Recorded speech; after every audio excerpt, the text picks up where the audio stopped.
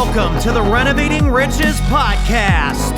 Entrepreneurs from Houston teaching you everything they know about entrepreneurship and real estate with the best guests in the real estate industry.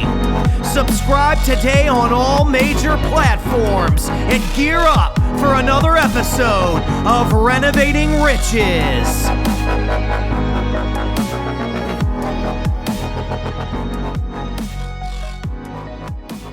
Welcome to the Renovating Riches Radio podcast. Today, we have a couple of killers from Houston town now. Oh, man, I've seen your emails, man. They come in. I'm on your distribution list. I was like, man, they got another one? Yeah, so, man, thank you so much for coming in and yes, sir. giving us your time. Cody and Jared, I relate to you guys a lot because you guys are oil field.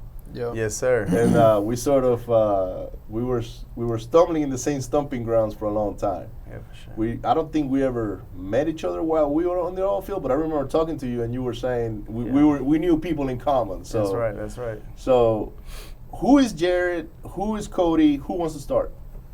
I'm a single dad, single parent of 3 kids. Ladies, yeah. take notes. No, man, that's really not my focus, man. It's all about business. Dog. 3 kids, 3 wonderful kids.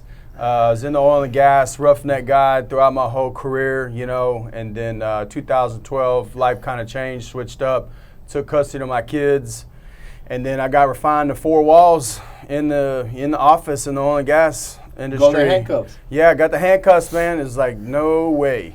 You know, I couldn't do it. So I switched my investments into real estate, lost some money in the stock market, and, met Cody along the way, found out what wholesaling was. And where are you from originally? I'm from Katy. From Katy? Yeah, okay. From Katy. Yeah, so I'm a 6th generation Texan. My family's like in Central Texas. And then my dad passed away. I'm the youngest of 5 kids. Okay. My dad passed away. We lived out in San Marcos. Oh, wow. And dad passed away. Mom had to do the single parent of 5 kids. So we moved to Katy when I was like 6 or 7. Okay, well, that's a good area to go. Yeah, man, for sure. So changed our life, man, And then you go to Katy ISD and Cy-Fair ISD. Cy-Fair. Yeah, okay. so I was raised up there. North on the north side of Katy. Yes. Right. Clay and Fry. Right. Yeah. Yeah. So it wasn't the worst area, right? No, but at that time, it was a good suburbia area. It's a good area. Yeah, it's a good area. Actually, today that's a great area for rental homes. Yeah. It is, but it's kind of it's kind of going down. You know, like whenever I had my kids, that's where we were, and I got out and I moved out to Waller. Okay. And that's where I kind of raised my kids up. I didn't want my kids raised up in the same stomping grounds I was. Right. Just with the trouble that, also got some trouble there. So I said, hey, let me move them out to Waller. And then that's kind of where, I got into the office and in the oil and gas industry, and it just killed me, man. What year did you get into the oil and gas industry? 2000. Okay, 2000, man. So I didn't even graduate high school, man. Oh, really? Okay. No, so at 17. Did you get a GED afterwards? I did. Okay. Yeah, I did. In Harris County boot camp. Okay. Fair enough. Yeah. So got into some trouble, man, and got my GED there, but I got out, and man, there was like a time period there where I didn't do too well, personally, and I made some bad decisions. But like we all do. Yeah, for sure. So the difference is some of us get caught and some of us don't get caught. Yeah. That's it. Yeah, the smart ones. That's it. So, unfortunately, I wasn't one of those guys. I went through some things, and but that's where when I came out, all my friends were still in school, and I was out making money. I was out with my brother-in-law, and he was knocking me upside the head when I would make mistakes. So what do you do once you got out? Like what were? I went to pig and pipelines. Okay. Yeah. So you went straight into the oil and gas business. Yeah, straight. Hey, here's a pair of steel-toe boots, son. That's right. Here's a hard hat, and it was traveling city to city, all around the U.S. Cleaning main lines in the oil and gas industry. Wow. Yeah. Good. Rough life, but you know, I was a service hand myself, right? And I ran wellheads and trees and all that stuff, right? Yep. And now I would say that I got on the pretty side of the service life because I started at FMC and so I kind of like went the clean path, but I was in the military before that. But it's worth it, man. Like it teaches you a lot of stuff. You That's know? right. Being on time, because if you're not on time, man, that company, man, that's the last guy you want to deal with. You know what I mean? So then you start making a little bit of money, and you start making friends, you know, all over, and you got your friends at home. But when you go to the job site, it's like you're going to your other family, and sometimes it might be the first time on the rig. As soon as you get there, it's like, I just met my new family, because you're going to hang around with these guys for the next, I don't know how many days, right? You're right. So you got in the oil and gas business, and you were there until last year, right? That's right. Yeah, August. Yep. There was a couple times where I tried to get out of it, you know, when I had young kids. Yeah. Just didn't pan out, you know. Well, you probably didn't have your plan B like we. No, not at all. Not at all. So I did the land thing, and then, you know, when I had, you know, 3-4-year-olds running around, you know, going away for a month, coming home and being home for a couple of days, then going away for a week, coming home for like a month, and it was just really sporadic. And that's when I went with oceaneering, and I moved into the ROVs, and I moved into like the whole 3-week on, 3-week off, deep water. You were flying ROVs too, right? Yeah, yeah. So I was an ROV pilot, started there at oceaneering. And then Horizon happened, and that's when I moved. I was centrally located in Louisiana. Then I got centrally located into Houston, and so oceaneering trained me really well. And when I was based out of Louisiana, right, with the ROVs and the robots, so I got really good training there. And when I moved into Houston, I like bumped a lot of the senior guys because I had all that training. Right. And because we had lost our contract with BP, so I moved to Houston. And you can't buy that training, you know. Yeah, no, not individually, man. You can not have what all they the put me degrees through. in the world. You can know everybody, but if you don't have that know-how, man. Yeah, no, you're right, man. They taught me electronics, mechanics. They taught me on-the-job training. They taught me everything there. And I was really blessed because when I moved to Houston, like I just saw the experience with the guys, and you know, my superiors saw that, and they you know, immediately gave me responsibility. Wow. And that, you know, eventually looking back, you know, that's what brought me into the office. You know, I jumped a lot of guys really quick, and when I got put through some things, you know, they were, you know, at the drop of a hat, they were like, yes. You know, here's your salary. It wasn't what I wanted, you know. But I took like a 40% pay cut when I took custody of my kids. But that's, you know, now looking back, that's what brought me to where I was today, you know. Good deal, man. So what about you? So I'm from a small town in Lafayette, Louisiana. Okay. Pretty much got very similar stories to both of you. I dropped out of high school, went straight to the oil and gas. My mom forced me to go get my GED. I didn't go to a boot camp though. I actually went to. You see, I love the way he says that. I did get my high school degree, but I don't know how I pulled that off. To be honest with you, I'll tell you that on a different area. Same thing, man. Just hanging out with a bad crowd, and you know, I just wasn't focused on school and wanted to get out. I wanted to go to work. I wanted to go work with my dad. So, what did he do? Inspections, like pipeline inspection, QA, QC, that kind of stuff? That kind of stuff. So I went and I did that with him for a little while. I got out of high school around I was 17. Did that for a little while. Once I turned 18, I was able to go work offshore. So I went and did that.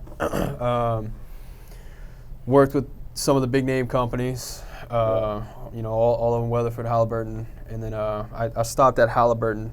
I was doing wireline for them.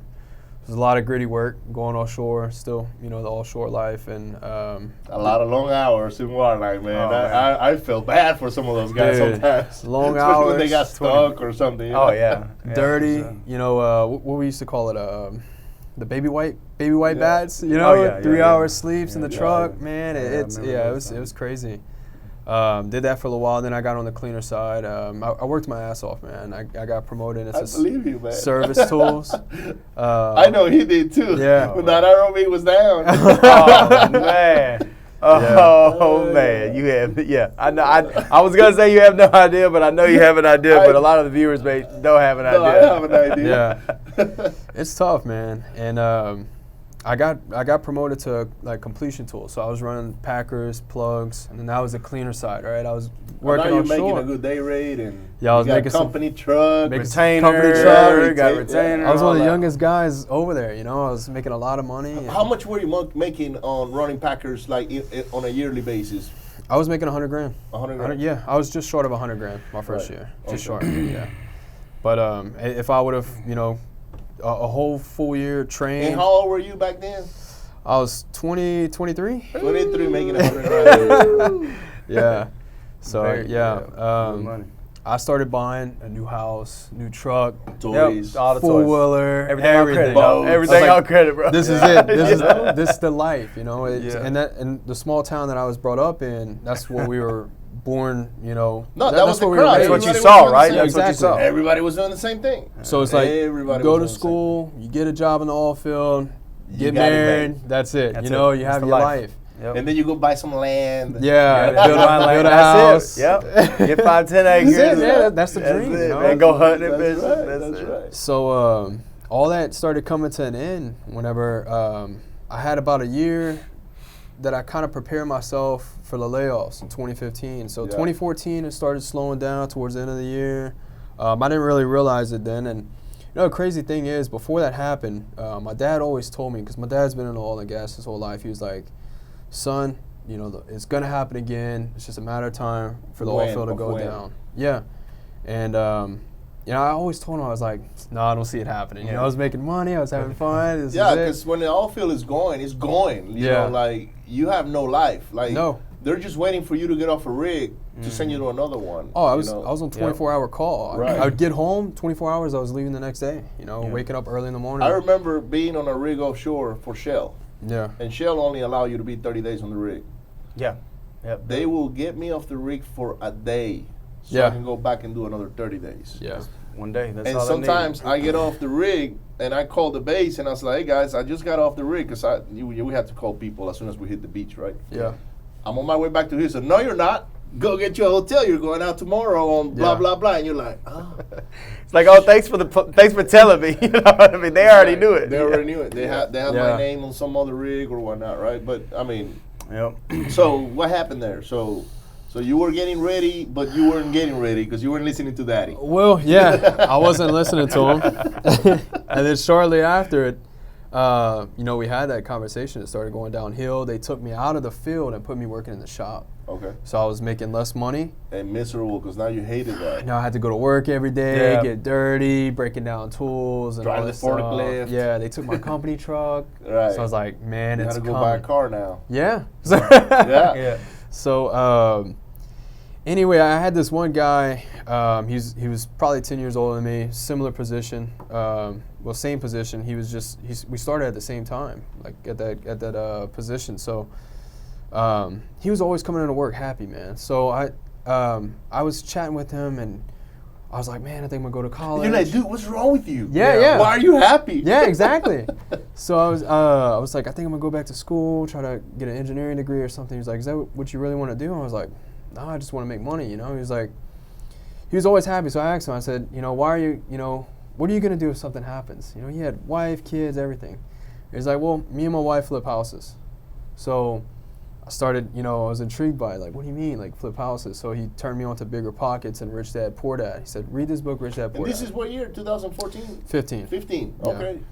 So I was still working at Halliburton at the time in the shop, trying to figure out what my next move was going to be. So I started listening to podcasts on Bigger Pockets, looking at the forums, read Rich Dad Poor Dad, and then once I read that book, I was like, I've been spending money the wrong way. Yeah. You Stupid know, things. like I'm an idiot. I wish I would have read this book when I was You're young. not an idiot because you didn't know. You know, it's all about education. We can only do what we know, Yeah. right? Like I was telling you before the podcast, if I would have known Yeah. where to put all this money, Yeah. it would have been a whole different story. But I just didn't know. Like, that's what I knew. That's the lane I knew, to travel. So I would have beat myself down to death because I was like, man, I bought all these toys. Yeah. I would be like, okay, now that I know, what do I need to do? Right. All the mistakes, I mean, we make mistakes. We're going to continue to make mistakes. You're not going to avoid them. Yeah. And why do we make mistakes? Because ignorance, our own ignorance. Yeah. We don't know what's out there, right? So as long as you educate yourself and you don't make the same mistake again, you're good. Yeah. So you were educating yourself, bigger pockets, learning. Rich Dad, Poor Dad, read Think and Grow Rich next. That's the book that really was the turning point for me. And that's whenever I realized I wanted to do something more with myself. I wanted to do something with my life. I wanted to take ownership of it. I didn't want to be chained down to a job because I was seeing these old guys, and he can tell you the same thing. We've had many conversations about this. These older guys in there, and I'm sure you've seen it too, just same thing every day. And what were they gonna do, if they got laid off? And I didn't want to be that guy. You know what? I was a crazy guy. So when I was working with Drillquip, this is before Weatherford, I was running Wellheads and Trees, right? Yeah. And I would always go to the office, and a lot of friends from Lafayette, and we probably know some of the people because they're still working there. Yeah. They'll say, Ricardo, man, why are you flipping houses? What? Because I've been doing this for quite a long time. Mm-hmm. I just did it on the side. Why are you a network marketing company? Because I love those network marketing companies. I don't do them anymore, but they were a good school for me as far as building relationships and networking. And I was like, guys, what happens if I lose my job tomorrow for whatever reason? Or all that money that I'm making right now is gone. Mm-hmm. So I have to have something to rely back on that has nothing to do with my career right now. And that's literally, these other things like real estate and sales. Because network marketing is nothing else than sales. Right. And they looked at me like I had 5 different eyes, or 2 different heads, like this guy is crazy, Yeah. Why are you doing that? Long story short, after the 2015 fiasco, all these guys are coming back to me now, like, dude, can you help me? Can you help me? Because now I'm the light. Because I'm like, oh, now what I got has got some value. Yeah. So I'm kind of like that guy that you were looking up to, that was doing stuff on the side, because I was the guy that will show up happy. Yeah. And they're like, why are you happy? We're all supposed to be miserable here, Yeah. That's the vibes. That's the vibes in the offshore. It's depressing. You're right, man. It's like, yeah, we make all this money, but we're supposed to be miserable for some reason. And I was like, hell no, I'm not gonna live that life. Yeah. So you educated yourself, went through, what was your first exposure to real estate? Yeah. So I started selling all the toys that I had. Toys, yeah. Got rid of it. I had 2 trucks actually. I got rid of one. Yeah. 4-wheeler. I still had the house that I was living in, but I didn't really know about wholesaling. I was kind of too scared to flip. Didn't really want to do it by myself. Kind of wanted somebody to show me how to do it. Guide you. Yeah. So I was looking at rental properties. So I sold all that stuff, built up some money in my bank accounts, saved as much as I could, and then I found a place that I wanted to buy to rent out. So I went under contract, and I got laid off a week before I was set to close on this property. Oh, man. So I got laid off, and that whole time I was like, shit, should I still go through? The loan company wasn't saying anything. I was like, man, I'm doing it. Like, I built up all this momentum. I read these books. I sold all this stuff. I'm doing it. I'm jumping in. So I took the risk, right? And that's really what it was about. I was like, I need to take the risk. And you closed on it? I closed on it.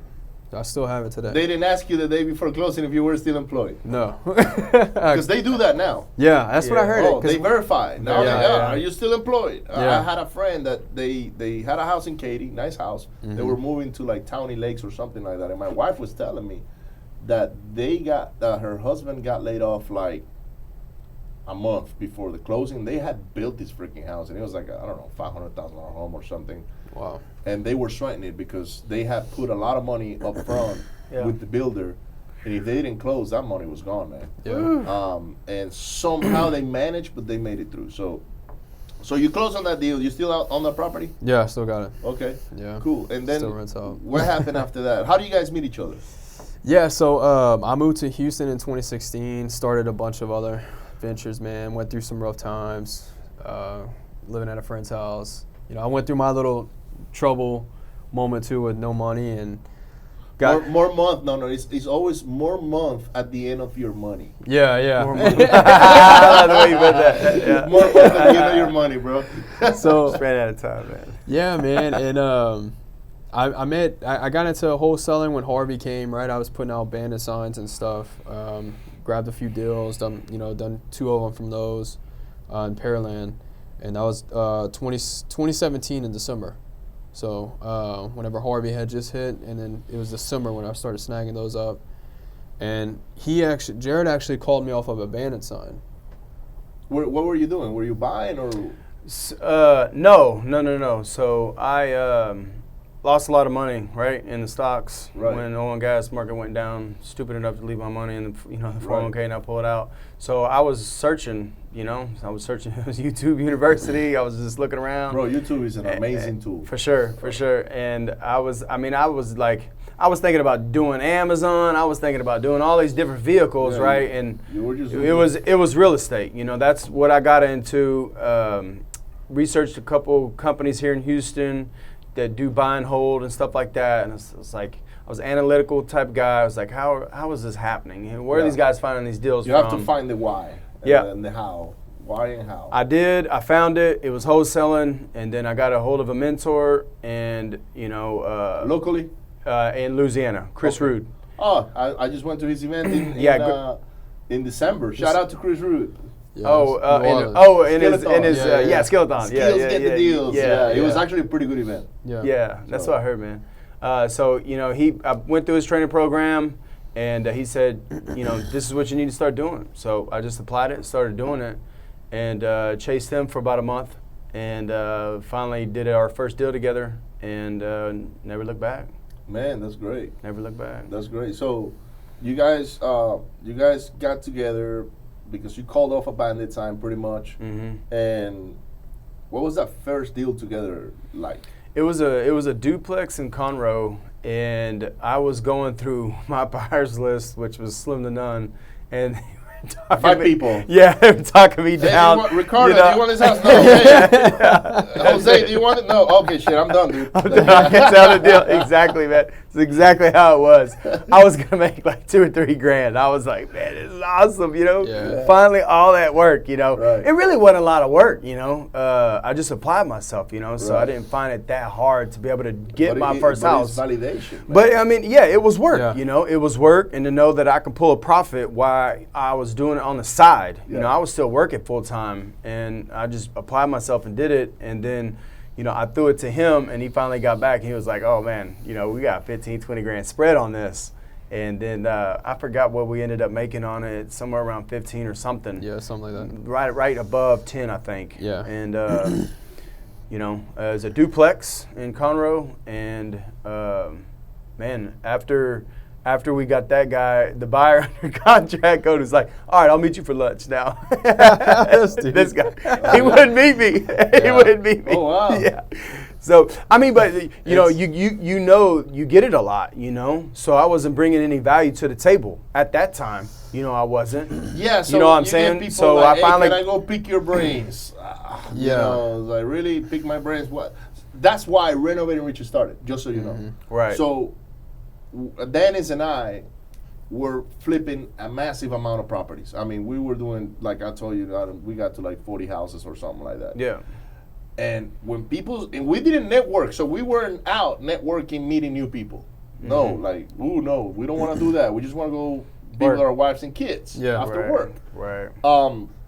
Somehow, people started noticing that we were doing a lot of properties.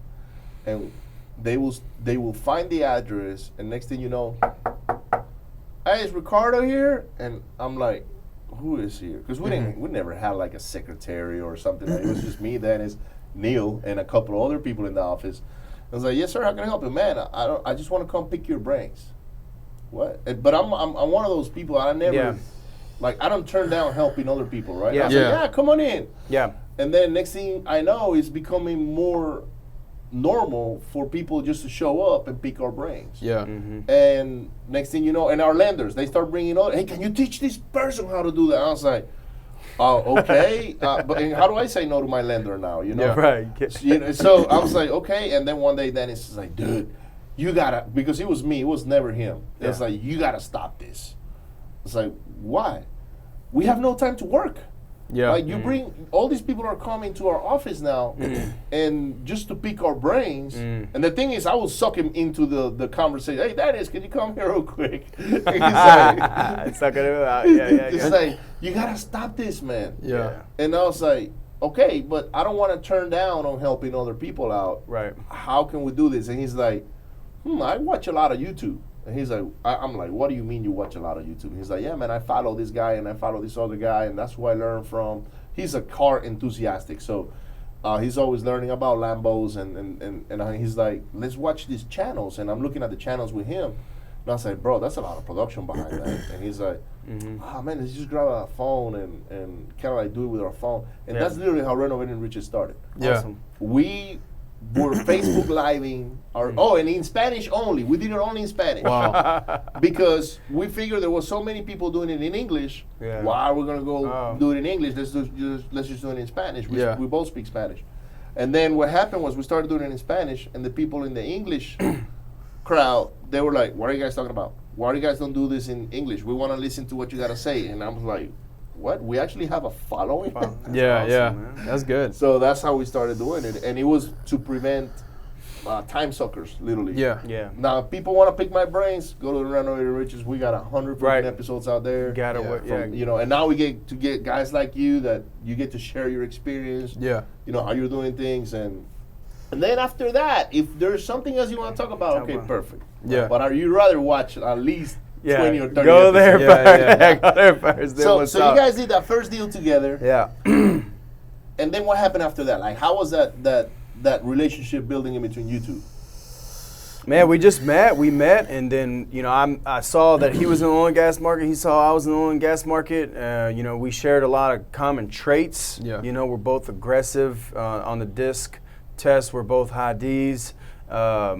And he and I mean, to his point too, man, he was doing a lot, right? He was an agent. He was doing a lot of stuff, and he was really busy. And I mean, at that point, we just like, all right, I'm gonna use Cody. He's gonna have the buyers list, and I had the drive and I had the spark to go acquire properties. Yeah.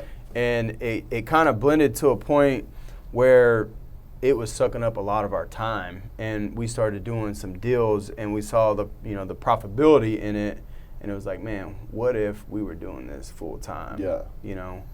And then at that point, Cody ended up going full time, and then a couple months later, it was like he built the business basically from the ground up, doing it full time. I think we hired a guy. Out of that time. Oh, yeah. Yeah, we hired a guy out of that time. And then, the next step was me quitting, right? But before then, we got another mentor. I remember when I met you at the Redneck Country Club, you guys were already doing deals. Right. And you told me, I'm still full-time, and I was like, what? Yeah. Why? I was like, why are you doing this to yourself? Yeah. And I did tell you, it's like, man, if you go do this full-time, you're gonna 10x your business. I think that was like right when we got a hold of our other mentors. So our other mentor, Raph, he put our business, into a system. We were kind of just, he was doing everything, I was doing everything. We didn't have a real system going. But whenever we got a hold of his systems, that's when we started to see the volume go up. Right. And then when I eventually quit and took your advice, took Charles' advice, because another point for Charles, he was like, man, you're not asking enough on your assignments. Yeah. You're just not asking enough. And it's so it was small tidbits and nuggets from you, Charles, and Raph. Different people. You put it all together. Yeah, put it all together, and then I was like, all right, and granted, I wasn't crazy at the time for not quitting because there was a lot at stake. I mean, not granted, everyone has everything at stake, right? You know, I was a single parent at the time with 3 kids. You know, you had a lot of reasons why you needed to stay employed. Right. So, but I mean, Cody had a lot of stuff going on, and you know, we started seeing a lot of assignments come through, and the volume went up, and it was like, it's time. So, what does your business look like today? So right now we have our little office on 290. We got transaction coordinator. We got we just hired some new acquisition guys. So we got 1, 2, 3 in acquisitions. 3 acquisition guy. Yeah. And a part-time disposition guy. Part-time dispo guy. Okay. So, and it's me and him. So good. And so you're 3. So it's like 7 of you all together. Yeah. Mm-hmm. And what's working for you for acquiring deals? Like as far as what like systems, marketing, leads, like marketing. yeah. We are cold callers, kill it. Okay. Cold calls, SMS. And that's all you do.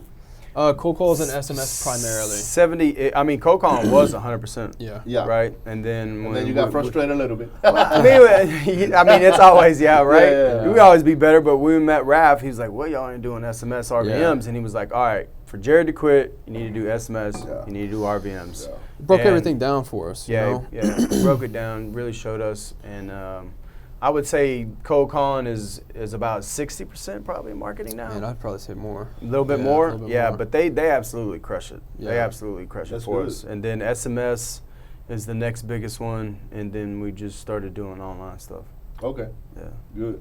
Some SEO stuff. Good. For us so we were mailers only. Yeah. We did mailers and mailers and mailers and mailers, and that's all we did. But so we didn't do a volume of deals, but our quality of deals was very good. So for us, a $40,000-$50,000 assignment was normal. That's crazy. Our average today is $25,000. It has dropped because of all the cold calling, the SMS, and other things that we're doing. We get some Facebook ads sometimes, and those are good because you spend $600 and you scored a $15,000 assignment. But Facebook is against us. Every month they change the algorithm, they change the way you do ads, and you're like, I gotta catch up to that again, and you know, so it's a constant learning. Mm-hmm. But I would say that for us, we get a lot of word of mouth, and that's really hard to put a price on. I know. That's good. It is because it's coming from referrals from other people that we've bought houses from. We've bought a lot of houses now, so. We've planted those seeds for many years. And also, we've planted a lot of letters and postcards for many years. And guess what? People save letters and postcards. We didn't know this when we started doing it until 2 or 3 years later, we're getting a call from a letter. And they're like, hey, I saved your letter. I'm ready to sell my house. And we're like, man, we haven't sent a letter in like, I don't know how long. And And then when we go and ask, it's like, actually there was one that went to Dennis' cell phone directly. This is last year. And I went to the appointment and I looked at the property, put on the contract, and I asked the lady, I said, do you have a copy of the letter? Because I was trying to find the number on CallRail. And I couldn't find it. I was like, man, where did this call come from? She pulled out the letter. When we started doing this, man, we were so naive. We were putting our phone numbers on the letters. Like your actual cell phone. And the freaking bandit signs. Like, I mean, this is like wanting to do it, like being determined, is like, the hell with the systems, I'm putting my number, right? Let's go. And I look at it and I was like, I got to call this guy. So I called Dennis. I dude, this letter is from when you first, this is our first mail out when you put your phone number on it. That's and crazy, man. This first mail out was like in 2015. And we picked up this property in 2018. Wow. So 3 years later, something that we planted back then gave us that was like a $25,000 assignment. Nice. Awesome. So that's why we like letters so much. Challenge is you put a lot of money out. Yeah. Man, and for the money to come back, you know, it takes time, it takes a while. So I would advise that if you're gonna do letters or postcards, throw them out, you know. But don't wait for that instant gratification. Right. They're gonna produce when they produce. Yeah. So SMS, internet now, cold calling. A lot of people are going the cold calling route. Yeah. It's just time consuming. Yeah. And people, you know, people's efforts pretty much. Yeah. But you don't do any mailers. Do you still do Valentine's? We still do them here and there. Off and on. Yeah. Yeah, you got to deal with police. You got to deal with the HOAs. Yeah. Speaking about your letter story, so last year we pulled that one in Baytown. That was from one of my old postcards that I sent whenever I first got started. So yeah, it does take a while sometimes for him to come back. So. But it comes back. It comes back. How long? So what? 2 or 3 years? So no, that was towards the end of 2017 or around 2018. Whenever I was not doing nearly the volume you were doing. I was just doing like 1,000 here, 1,000 there, whatever. And then it was a probate. It was from a probate list, and it came back, and I was like, the guy said he had my mail, and I was like, mail. I was like, I had to think. I was like, what? You can't be talking about a year ago, right? But yeah, it came back. So it happens. So where you guys go from here? Like, you know, what's in the future for you guys? Man, I mean, the sky's the limit, you know? Yeah. We want to take over. We want to expand Texas, and we want to expand nationally, you know? Yeah. The wholesaling business. Yes. Yeah. Yes, for sure. So we feel like we've built there's a couple things that we want to do before we get out of Houston. So we've built and scaled, we think, a pretty good business. And at this point, it's just, what's the next city? Yeah. That we're just going to do the same. I mean, just rinse and repeat. We could put like our blueprint pretty much almost on any it's market, a bicycle. Now you gotta. The one thing that I will tell you, based on my experience, is that your systems will change. No doubts. Right. They're going to change. I don't care how good you got it right now. Right. And how much you got it figured out. Yeah. Next year it's probably going to be different. Yeah. So if you're waiting for that system to be perfect to go to a next market, don't stop on that, because you just change along the way. It's like the oil field, you know. Right. You start running into like roadblocks and setbacks, and you don't stop. You just go through it while you figure it out, right? Yeah. Right. That's what we've noticed in the last 4 years, is that what we did the first year wasn't the same thing we did the second year and the third. Like every year it has completely changed. Right. And it's now that I know that, it's like, okay, I just got to keep adapting. That's it. Right? Okay, yeah. I just be on by the top. seat of your pants and figure it out. That's it. I just got to become a chameleon. Literally, I adapt as my environment runs around. Right. Right. So. And then it's happened to me. I thought I had it. I thought I had the perfect team. I got this many. I think at some point I had 8 or 9 acquisitions, and they were all getting contracts. And I had 2 dispositions, and one of them was doing real well. You guys know Alex. Yeah. But then the other guy didn't do that well at the beginning, but he was coming around, and then they all freaking disappear. Like, I quit, and I was like, okay, I got to rebuild the team again now. Man. To me, it's like, now it's thick skin. Okay, I got to rebuild it. You know what to do. Yeah, that's it. I just got to have more it. talents and give the systems and the tools, right? Right. Yeah. So in my experience, that's really what keeps me on track, is like knowing that you're going to have those setbacks. When you think you have a rock star, next thing you know, rock star is leaving because he's opening his own rock band. Yeah. So because that's the thing. A lot of them, they think they can come in, hang out with you for a little bit, learn your systems, your tricks, and then they go apply, but they don't have this. They don't have the mindset. They don't have the hustle. They don't have they don't know how to go through struggles like you guys have, right? And you see some of those guys come to work with you, and then they leave, and then 3 or 4 months later, they can't make it. Yeah, it's not easy. It's not easy. It's not easy. No, This not at business is all. not easy. That was one of the first things, Rude taught me, was mindset. Rav preaches it too, right? You have to have your mind. That's like the foundation of it, right? Is you have to have your mindset right. So check this out. I got these guys that used to work with me, right? And I'm telling them, hey guys, when we collect this particular assignment, I'm gonna take you to Vegas, 10X conference. And they're all excited, right? And then I have a bunch of books, and I share my books with them. It's like, guys, because I believe in the mindset thing, right? Then I found out that one of them didn't want to go to Vegas. And I was like, why is that? Well, I already read the fucking book. Oh, I got it figured out. And I was like, really? You're a big shot now, huh? I was like, tell him nothing. what is wrong with this guy?